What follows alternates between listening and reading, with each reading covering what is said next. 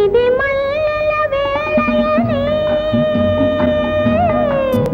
ఇది వెన్నెల మాసమని, తొందరపడి ఒక కోయిల ఉండి కూసింది, విందులు చేసింది.